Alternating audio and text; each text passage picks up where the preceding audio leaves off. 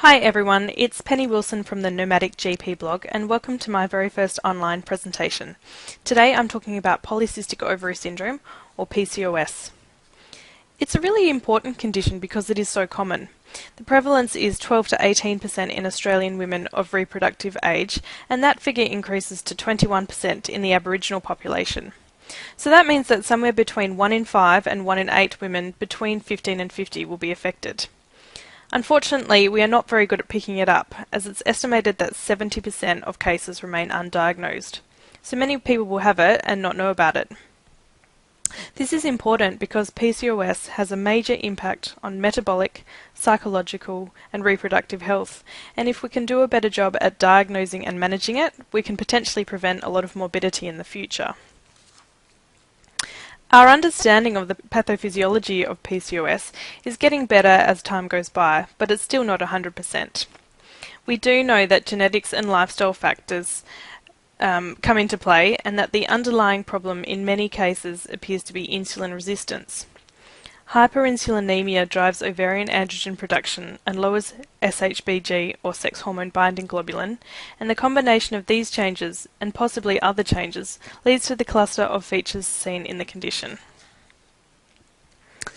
The clinical features can roughly be separated into reproductive and metabolic. Most of us would be familiar with the typical PCOS patient who is obese, has signs of hyperandrogenism such as hirsutism and acne, irregular or infrequent periods, and has trouble conceiving. However, please be careful what you say to patients, as I've known quite a few women with PCOS who have been told by their doctor that they will never be able to conceive. This is not true, as many will conceive naturally or with medical assistance, and being told something like that can be quite devastating. As I've alluded to already, there is also an association with obesity, which exacerbates insulin resistance, leading to a higher risk of diabetes and a poorer cardiac risk profile. Do be aware that PCOS does present differently in every patient, so you may have a slim woman with only mild acne who doesn't really look like the typical PCOS patient, but may still have very significant insulin resistance and still be at increased metabolic risk. The diagnosis of PCOS is based on the presence of 2 out of 3 of the Rotterdam criteria. The criteria are clinical and/or biochemical signs of hyperandrogenism, oligo or anovulation, and features consistent with polycystic ovaries on ultrasound scan. So, if a woman presents with the symptoms of hyperandrogenism, such as acne and hirsutism, plus infrequent periods, she already meets the diagnostic criteria without further testing. However, PCOS is a diagnosis of exclusion, so further testing may be necessary to rule out other causes of hyperandrogenism or infrequent periods. If the diagnosis is unclear clinically, then androgens, particularly free androgen index and free testosterone, and an ultrasound can be diagnostic. Note that the ultrasound is less specific in adolescent patients who have a higher incidence of incidental polycystic ovary appearance anyway. Also, transvaginal ultrasound is best avoided in women who have not yet been sexually active. The investigations you might consider to rule out other causes include TSH for hypothyroidism, prolactin for hyperprolactinemia, FSH if there is a suspicion of premature menopause, and 17-hydroxyprogesterone in the follicular phase to rule out late-onset congenital adrenal hyperplasia. DHEAS and androstenedione are useful if androgens are very high or increasing rapidly, as there may be a suspicion of an androgen-secreting tumour. In this case, it might be a good idea to get a specialist involved. Moving on to management now, and the fundamental management strategy is lifestyle, lifestyle, lifestyle, with emphasis on good diet and exercise. This is vital across the lifespan and can help improve symptoms, reduce insulin resistance and metabolic risk, and also in some cases can restore ovulatory function and improve fertility. In overweight patients, a reduction of 5 to 10% body weight is enough to make a significant difference. But also in lean women, exercise leads to significant improvements even in the absence of weight loss. We don't really know what type of diet is best for PCOS, but there is some evidence that a low glycemic index diet can improve insulin resistance. But otherwise, referring patients to the Australian Dietary Guidelines is a good place to start. We know that 150 minutes per week of exercise is good for all of our patients, but in women with PCOS who are trying to lose weight, this may need to be increased to 45 to 60 minutes 5 days a week. And this obviously takes a lot of commitment and motivation from the patient, so support and education is really important. For some patients, their main concern will be with symptom management, and there are a couple of ways to tackle hyperandrogenism symptoms. Cosmetic options include waxing, shaving, plucking, laser, electrolysis, etc., which vary widely in terms of cost and convenience to the patient. Eflornithine cream can be used topically for hirsutism. It's applied twice daily to prevent regrowth of hair, but do note that the hair growth returns to baseline levels after it is stopped. If oral therapy is required, first line is usually the OCP. There are certain pills which contain anti-androgenic substances like cyproterone acetate and drospirenone, but you can in fact use any OCP. They all increase levels of SHBG, which helps to reverse the symptoms of hyperandrogenism. If no effect is seen after 6 months, you can add in a specific anti-androgen such as spironolactone. Do be aware that women on anti-androgens also need to have good contraceptive cover, as they can have adverse effects on fetuses. Patients who are having less than 4 periods a year are at higher risk of endometrial hyperplasia and therefore endometrial cancer down the track. The endometrium can be protected by either using a progesterone-only contraception like the Mirena IUD, Implanon, Depo-Provera injection, or a combined hormonal method such as the OCP or the NuvaRing. For women who are not wanting contraception, you can use a cyclical progesterone such as Provera 5 to 10 milligrams daily for 10 days every 4 months, which will then induce a withdrawal bleed.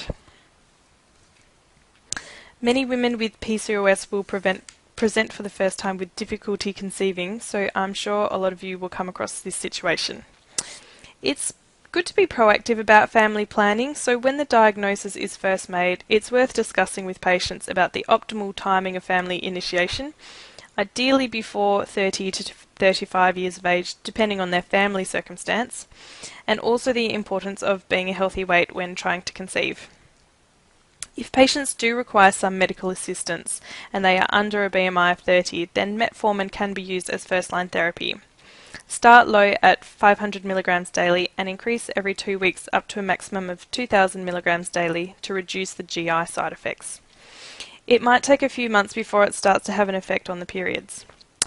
Women who have a BMI of greater than 30 or who have not had any luck with metformin will likely need referral to a gynecologist for ovulation induction with something like clomiphene, or in some cases they may need IVF. As I mentioned earlier, management of metabolic risk is particularly important for preventing diabetes and cardiovascular disease. Obviously, smoking cessation is one of the best things a patient can do for their own health and well-being, as with all of our patients. Screening for risk factors involves an annual blood pressure check and 2 yearly lipids and glucose tolerance test. If the patient has additional risk factors, such as obesity, a family history of diabetes, or they are of a high-risk ethnicity for diabetes, then consider testing every year. If patients do have a number of additional risk factors, it may be worth considering starting them on metformin.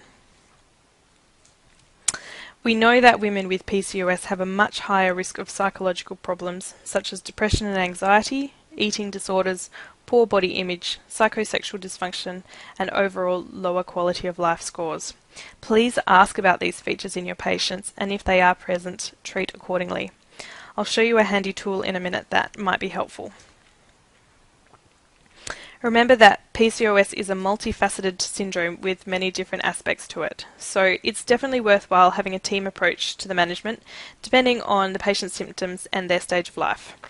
This can potentially be facilitated through the use of a GP management plan and a team care arrangement.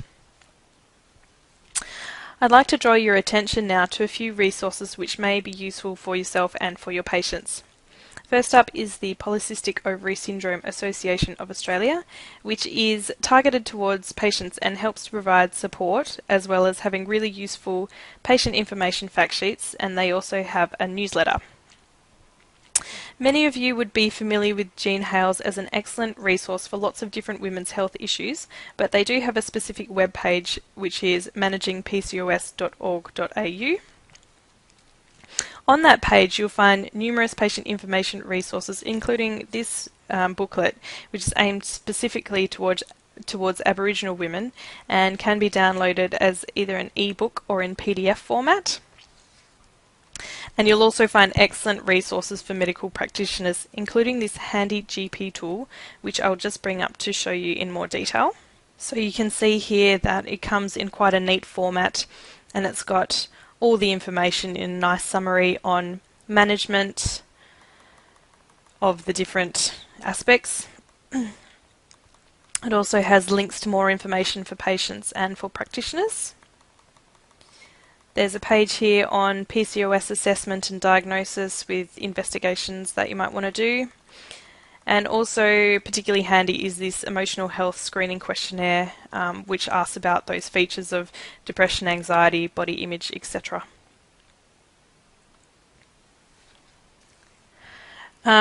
The Jean Hales page also has a link to this MJA supplement, which was published in 2011, and it's a summary of the evidence-based guideline for the assessment and management of polycystic ovary syndrome. It's a really comprehensive, reputable and well-written resource, which I know I've found to be particularly helpful to refer to. The take-home messages from my presentation today are that PCOS is a common and under-recognised condition. I'd encourage you to consider it in any woman presenting with one of the features and investigate appropriately. Once the diagnosis is made, lifestyle management is vital for symptom relief and for reduction of health risks, but do make sure that you screen regularly for metabolic complications. And don't forget the psychological aspect, which has a big impact on quality of life. Do be sure to involve other specialists and allied health practitioners as required. So thank you very much for listening, and I look forward to any comments or feedback that you may have.